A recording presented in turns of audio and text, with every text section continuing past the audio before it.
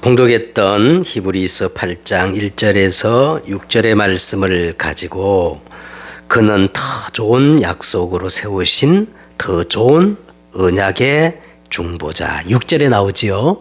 6절에 보면은 예수님은 더 좋은 약속으로 세우신 더 좋은 언약의 중보자다.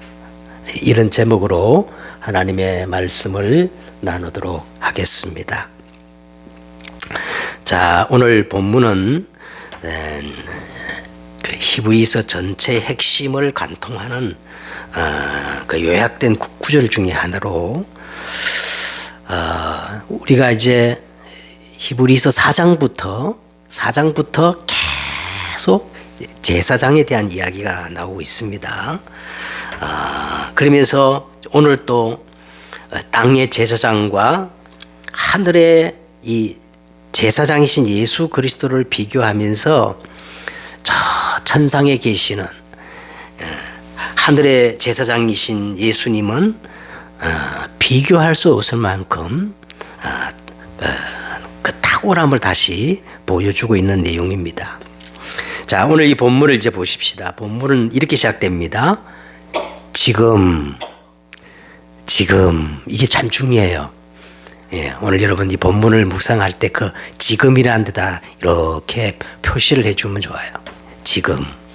자, 오늘은 부활주일인데 예수님의 부활은 결코 관념이나 상징의 의미가 아니에요. 예수님의 부활은 지금 일어나는 실제 사건이며 현재 진행형입니다. 예. 그러면서 뭐라 그래요? 우리가 하는 말의 요점은 그랬어요. 그 요점이라는 말도 중요하니까 우리가 하는 말의 요점은 우리는 지금까지 히브리서를 차례차례 읽어오면서 계속 확인했어요. 히브리서 기자가 말하려고 하는 이 히브리서의 요점은 복음이 아니에요. 무슨 복음이에요? 오직 복음. 따라하십시다. 오직 복음. 히브리서는 계속 이렇게 비교해가면서 예수님은 천사보다도 모세보다도 여호수아보다도 자, 오늘 유대 레위 지파 제사장보다도 오늘은 더 아름다운 직분, 더 좋은 약속으로 세우신 더 좋은 언약의 중보자라고 이렇게 말씀하고 있습니다. 자, 그 요점이 뭐냐? 그냥 복음이 아니라 히브리서는 오직 복음을 강조하고 있는 겁니다. 자, 지금까지 강조한 이러한 대제사장이 부활 성천하셔서 지금 우리에게 있다는 것이라. 지금 우리에게 있다는 것이라. 자, 그러면 이 부활하시고 성천하신 예수님이 어디에 계신다는 겁니까? 응? 어디에 계시나? 오늘 성경에 그는 1절에 보세요. 그는 어디에? 하늘에서 지극히 크신 이의 보좌 우편에 앉으셨으니. 자, 그러면 예수님이 거기서 뭐 하고 계신다는 거예요? 2절. 응? 예수님 뭐 하고 계시죠? 하늘의 성소와 참 장막에서 섬기는 일을 하시고 계신다는 거예요.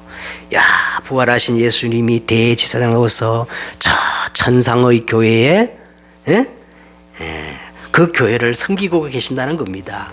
자, 그러면서 이 대제사장의 직분이 무엇을 하는 직분인고 하니까 자, 그 설명이 나오죠. 3절에. 자, 3절 제사장마다 예물과 제사를 드리기 위하여 세운 자니 그러므로 그도 예수님도 무엇인가를 드릴 것이 있어야 할지니라. 자, 그러면서 4절에 예수께서 만일 땅에 계신 제사장이었다면 율법에 따라 유다 지파 레위 지파 제사장들처럼 송아지나 염소, 양을 죽여 그 제물을 가지고 제사를 드려야겠지만 하늘 보좌 우편에 계신 영원한 대제사장 예수 그리스도는 뭐를 드렸어요? 오직 자기의 피로, 할렐루야, 오직 자기의 피로 온전하고 영원한 속죄를 이루사 단번에 하늘 성소에 참장막으로 들어가셨습니다. 그러므로 이 예수는 6절에 이제 그는 더 아름다운 직분을 얻으셨으니 그는 더 좋은 약속으로 세우신 더 좋은 언약의 중보자이시다. 이것이 오늘 본문이 말씀하고 있습니다. 그래서 오늘 먼저 서론적으로 오늘 요점이란 말이 나왔죠. 복음의 요점. 복음의 요점이 뭔가? 지금 우리가 하는 말의 요점은 이러한 대제사장이 지금 우리에게 있다는 것이라. 부활하신 예수님은 지금 어디에 계시느냐 하면 단순히 살아있을 정도가 아니고 하늘 성전 참 장막에서 여전히 우리를 위하여 재앙과 저주를 막는 대제사장의 직분을 감당하시며 지극히 높은 보좌 우편에서 우리의 더 좋은 언약의 중보자로 계신다.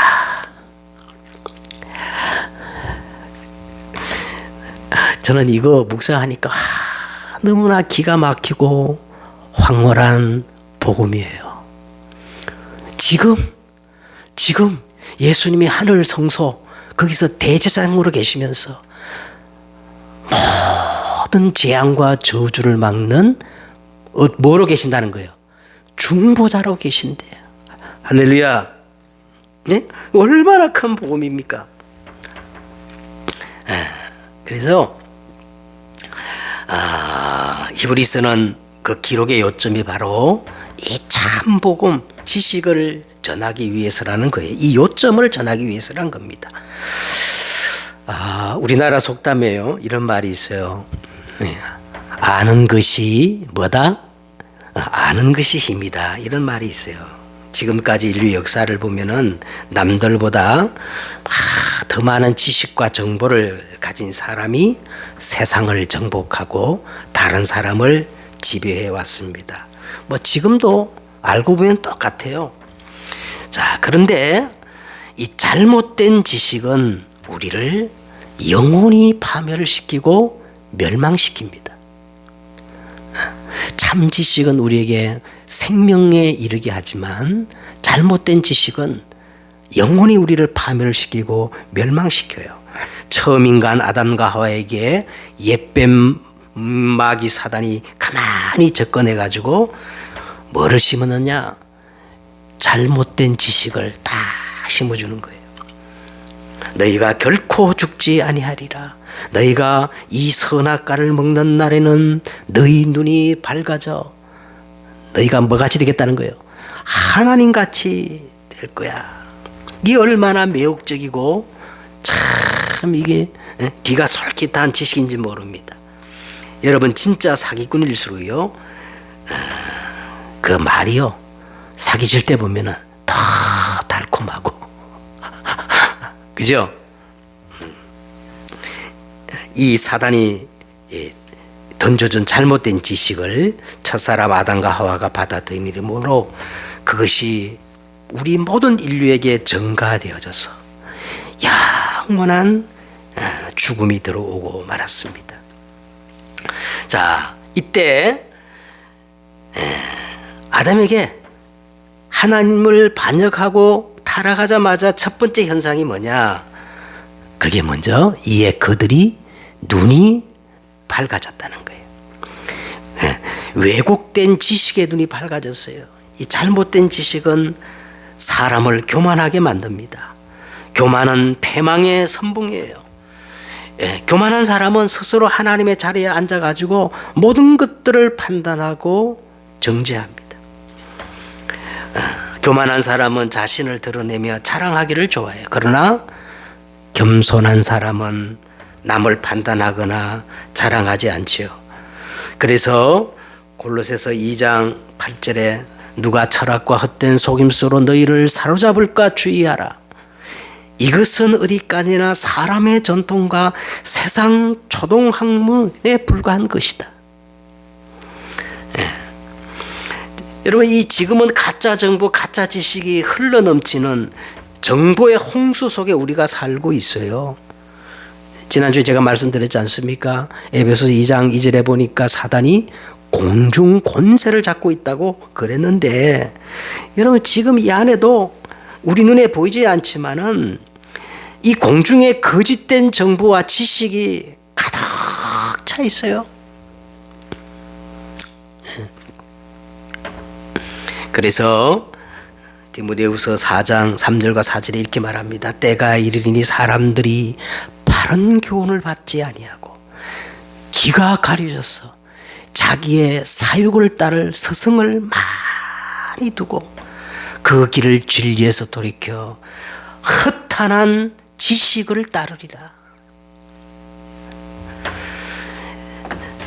이 시대가 그렇다는 거예요. 이때 우리는 참 지식, 참 지혜, 우리를 생명으로 이르게 하는 그 지식이 과연 무엇이며 그 지식이 과연 어디에 있을까요?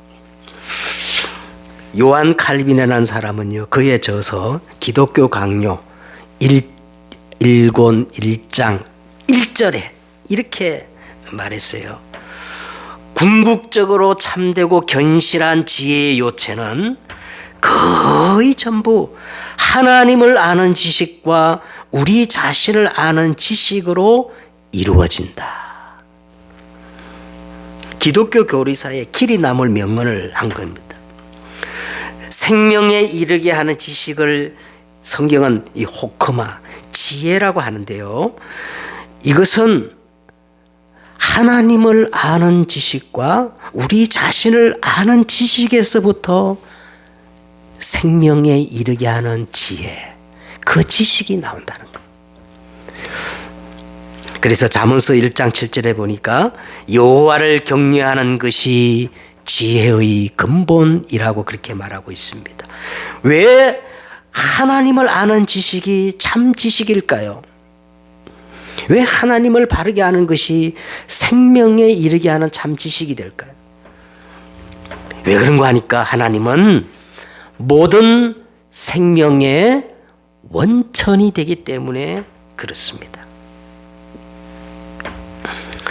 여러분, 우리 인생의 모든 문제는 너무 간단해요. 생명의 근원 대신, 생명의 원천 대신 누굴 떠났기 때문에 그래요?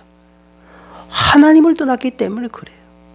나무가 생명의 원천 땅인데 땅을 떠난 거예요. 물고기의 생명의 원천은 어디예요?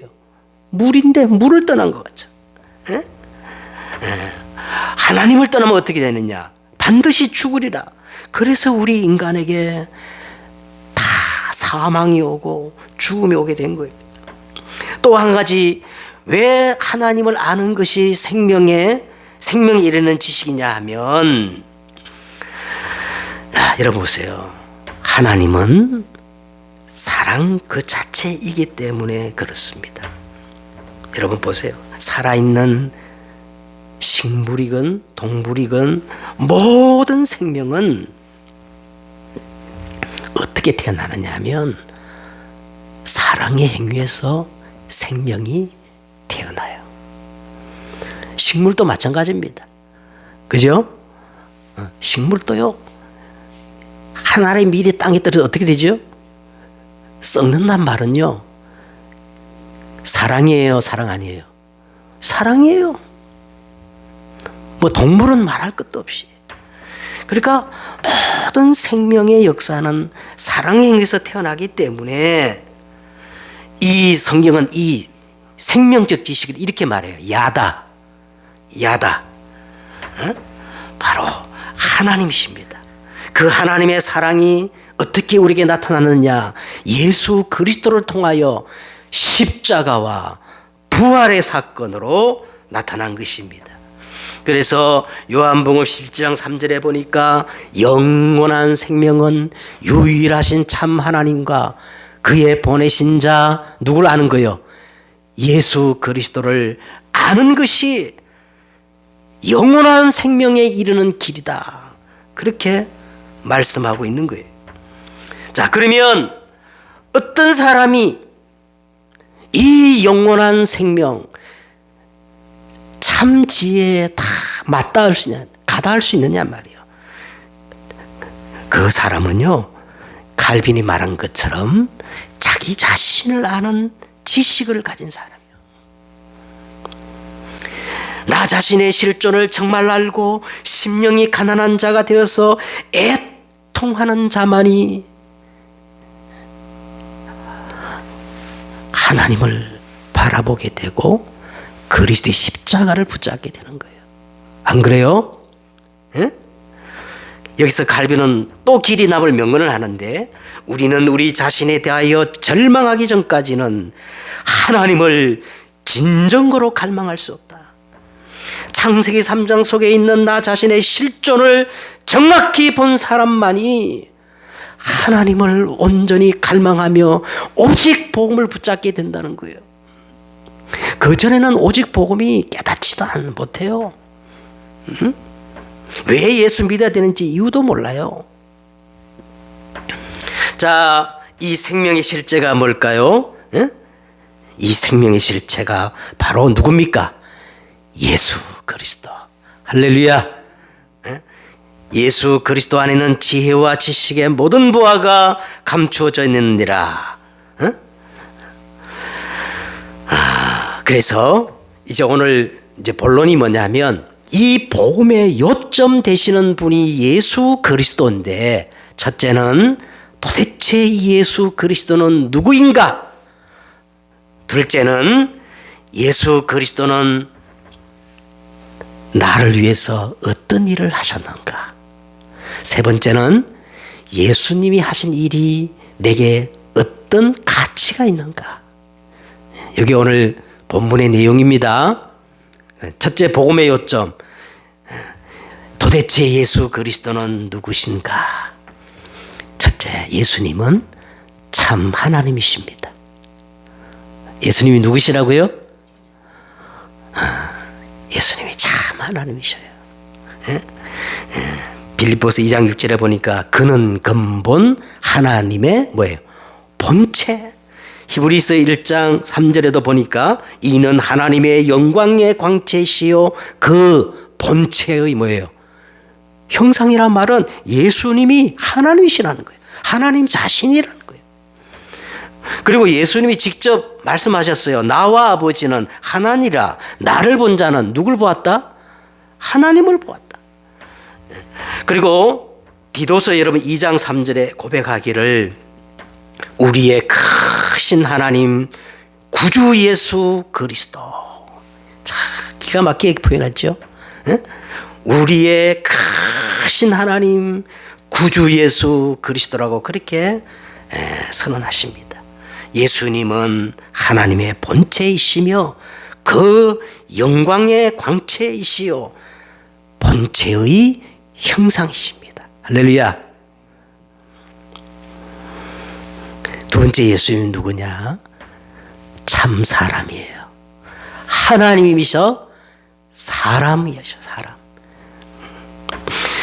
창세기 3장 15절 여자의 후손의 그 약속으로 이 땅에 오신 분이시며, 갈라디아 4장 4절에 보니까 때가 참에, 마태복음 1장 18절에 마침내 동정녀 마리아의 몸을 빌려서 성령으로 이 땅에 잉태하여 오신 분이 바로 예수님이셔요. 그러면 왜 하나님이 그 영광의 보좌를 버리시고 가장 낮은 모습으로 인간의 모습으로 이 땅에 오셨을까? 왜 성육신 하셨을까요? 지난번에 제가 말씀드렸죠. 첫째는 뭐예요? 죄가 되시기 위해서. 죄가 되시기 위해서. 그래서 인류의 모든 죄를 다 끌어안고 그 죄 자체가 되어가지고 갈보리 십자가에서 우리를 어떻게 하시려고? 대속하시려고. 할렐루야. 내 죄를 대신 짊어지시고 속량하시려고. 그가 찔림은 우리의 허물을 인하며 그가 상함은 우리의 죄악을 인함이라. 그가 징계를 받음으로 우리가 평화를 누리고 그가 채찍에 맞음으로 우리가 남을 입었도다. 우리는 다 양같이 짐승 같아서 각기 제 길로 갔거늘 여호와 하나님께서 우리 모든 죄악을 그에게 어떻게 해요? 담당시키셨도다. 이분이 바로 예수님이십니다. 그러면 두 번째, 그럼 예수님은 무엇을 하셨는가? 어떤 일을 하셨는가? 첫째, 예수님은 성육신 하셨어요. 성육신. 왜? 예수님이, 하나님이 우리를 찾아오지 않으면 누구도 하나님께 올라올 자가 없기 때문에, 아멘. 예수님이 성육신 하신 목적은 하나님 만날 수 있는 새롭고 살 길을 열어주시기 위해서 성육신 하신 거예요. 참 선지자가 되시려고. 안 그래요? 그리고 예수님은 이 땅에 오셔서 무슨 일 하셨어요? 갈보리 십자가에서 우리의 영원한 속죄를 이루신 대제사장이 되셨습니다. 그리고 예수님이 3일 만에 어떻게 하셨어요? 부활하셨단 말은 사망 권세를 가지고 있는 그 장본인, 그죠? 그 누구야? 사단 마귀의 무리를 박살내신 참 만왕의 왕의 일을 하셨다는 거예요. 아멘. 예수님이 이 땅에 오신 일은, 와셔서 하신 일 세 가지입니다. 참 선지자, 대제사장, 만왕의 왕의 일을 하신, 그리스도의 일을 하신 거예요. 그래서 예수님이 오늘 성경에 보세요. 부활하셨어요. 오늘 성경에 보니까 성천하셨어. 그래서 성천하셔서 무슨 일을 하고 계셔요? 지극히 높은 하나님의 보좌 우편에서 지금 나 같은 인생을 위해서 무슨 일을 하신다? 중보 기도를 하고 계신데, 저는 막 실감 나니까 막 너무너무 감사한 거예요. 지금 그렇게 하신대요. 지금 하신대요. 나는 겨우 이 예배 나오기 일주일에 한 번 나오는 것도 힘들게 한대요. 예수님은 지금 졸지도 않고 주무시지도 않고 24시 나를 위해 뭐 한다고? 중보 기도하고 계신다는 거예요. 아멘. 그게 대제사장의 직분이라는 거예요. 자, 세 번째는, 그러면 예수님이 이런 사역을 하셨는데 나에게 어떤 가치가 있는가? 6절을 한번 읽어주십시다. 6절에 보니까 이제 그는 더 아름다운 직분을 얻었으니 그는 더 좋은 약속으로 세우신 더 좋은 언약의 중보자시라. 예수님의 그 십자가 부활 성육신이 우리에게 어떤 가치가 있을까요? 자, 첫째는요, 하나님의 무조건적 은혜라는 거예요. 여러분, 하나님의 무조건적 은혜를 표현하려면요, 다른 것으로 표현할 수 없고 딱 한 단어가 있어요. 하나님의 무조건적 은혜를 표현하는 단어가 하나인데 뭐냐면, 따라하십시다. 선택. 내가 길을 찾아가지고 하나님 믿은 게 아니라 하나님이 찾아오셔서 나를 어떻게 했다? 선택했어요. 자격이 있어서 선택한 게 아니라 아무 공로 없는데도 무조건적 선택이라는 거예요. 감사해요, 안 감사해요? 그렇죠. 그래서 그 예수님의 그 가치, 내게 어떤 가치가 있느냐 하면 오직 은혜요. 오직 은혜. 만입이 있은들 그 입 다 가지고 영원히 주님을 송영하고 찬송해도 부족해. 근데 우리는 한 입 가지고 뭐예요? 맨날 원망, 불평, 짜증. 오직 은혜입니다.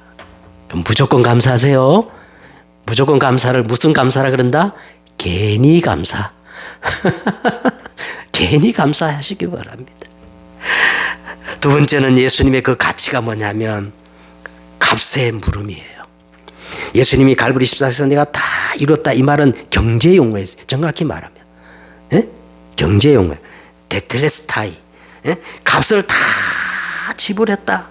그리고 값을 다 지불하고 영수증으로 유일한 증표로 예수님이 어떻게 하셨느냐? 부활인 거예요. 부활은 영수증입니다.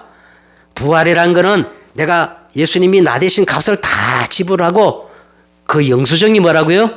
증거가 뭐라고요? 부활이다. 할렐루야. 그러면서 예수님의 가치는 법정적인 칭의예요. 예수님이 법정적으로 선포해버렸어. 법정에서. 그러므로 그리스도 안에 이제 그리스도 안에 있는 자에게는 결코 정죄함이 없나니 이는 그리스도 예수 안에 있는 생명의 성령의 법이 죄와 사망의 법에서 너를 해방하이다. 이건 어디에서 선포했다고요? 하나님의 법정에서 법적으로 선언한 거예요. 네. 아멘. 그래서 그 의가 내게 전가된 겁니다. 전가. 그래서 우리는 하나님의 양자형을 받아서 하나님의 모든 유업을 상속받을 상속자가 된 겁니다. 상속자. 그래서 갈라디아 3장 29절에 보니까 아바 하나님을 바라보면서 아빠 아버지라 부르게 됐다는 겁니다. 얼마나 가치가 있으셔요. 자, 이제 결론을 맺겠습니다. 여러분, 이 부활의 신앙은요 생명적 지식이에요. 생명적 지식. 그런데 이 생명의 완성이 뭔지 아세요? 우리 집 앞에 성북천인데요, 막 벚꽃이 펴가지고 막 인산이네요. 그 꽃을 피우는데 그 완성이 뭐예요? 열매를 맺어야 되는 거야. 아멘. 열매로서 내가 생명적 지식을 안다, 가졌다, 증명할 수가 있는 거예요. 안 그래요? 응? 예수 그리스도의 부활은 죽음으로서의 죽음을 죽이는 것이다. 이것을 확실하게 인치는 것이 부활이라고 존 오웬이라는 사람이 그렇게 말했는데 너무 와닿는 말입니다. 응? 자, 그래서 이 생명의 지식은 반드시 다시 생명의 역사가 일어나야 참 지식을 아는 것이고 참 지식의 증거가 되는 거예요. 자, 그러면 우리에게 오늘 이 부활주의를 다 맞이해가지고 이제 이후에 우리가 어떤 역사가 일어나야 되느냐. 첫째는 여러분 새 생명에 대한 확신을 가지시기 바랍니다. 새 생명에 대한 확신. 그런즉 누구든지 그리스도 예수 안에 있으면 새로운 피조물이다. 보라 이전 것은 지나갔으니 새 것이 되었다. 할렐루야. 내 속에는 있잖아요. 이 DNA가 바뀌어졌어. 이제 영적 DNA가 바뀌어졌어. 예수 보일로 하나님의 자녀라는, 알겠지요? 영적 DNA가 바뀌었어요. 새 생명에 대한 확신. 나는 하나님의 자녀다. 두 번째는요, 그러면 내가 하나님의 자녀가 되었으면 옛날 마귀 자녀 때처럼 산 거 그 생활이 바뀌어져야 되잖아. 새 생활로 바뀌어져야 됩니다. 어떻게 바뀌어지느냐? 바울은 이렇게 말했어요. 고린도전서 15장 13절에 형제들아 내가 단언하노니 따라하십시다. 나는 날마다 죽노라. 나는 어떻게 한다고요? 내가 날마다 죽어야 내 안에 계신 누가 부활해요? 예수님이 부활해가지고 예수님이 주인 되지. 예수님이 그죠? 주인 돼야 나를 인도할 거 아니겠어요? 그래서 바울은 나는 날마다 죽고 날마다 부활한다. 부활주일에 끝나는 게 아니라 부활절 끝나면 나는 날마다 죽고 날마다 누가 살아야 돼? 요 새 생활이 되어져야 됩니다. 그 다음에요, 이제는 마지막으로 열매가 맺어져야 돼요. 그래서 부활하신 예수님이 마태, 마가, 누가, 요한복음을 보면 부활하신 주님의 그 메시지가 전부 전도와 선교로 연결되어 있어요. 그죠?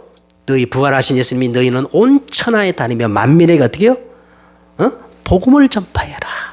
그죠? 모든 족속으로 제자를 삼아 복음을 전파해라. 천하 만민에게 가라. 땅끝까지 가라.